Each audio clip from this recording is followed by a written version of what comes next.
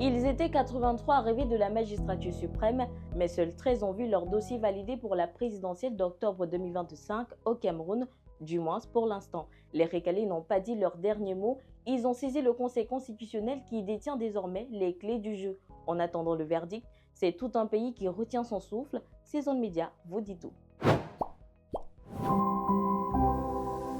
Depuis la clôture du dépôt des candidatures, le Conseil constitutionnel est sur le devant de la scène. Cette institution veille au respect de la Constitution, arbitre les contentieux électoraux et peut être saisie par tout candidat estimant avoir été injustement écarté.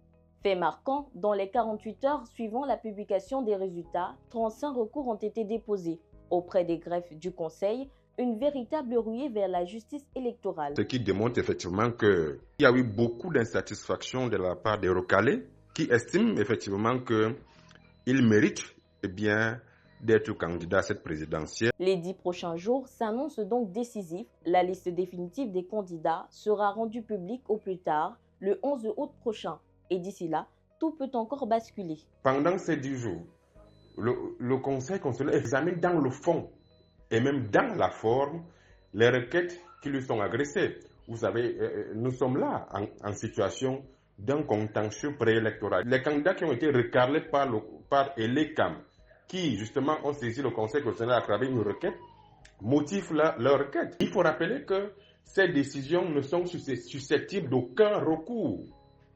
Lorsque le Conseil constitutionnel a décidé, ces décisions sont entre guillemets des dogmes. Ils ne sont pas réfutables, ils sont inattaquables. Et vous, quel candidat recalé aimeriez-vous voir revenir dans la course? Dites-le nous en commentaire et surtout n'oubliez pas de liker, partager et de vous abonner pour ne rien rater. Season Media, au cœur de l'actualité présidentielle.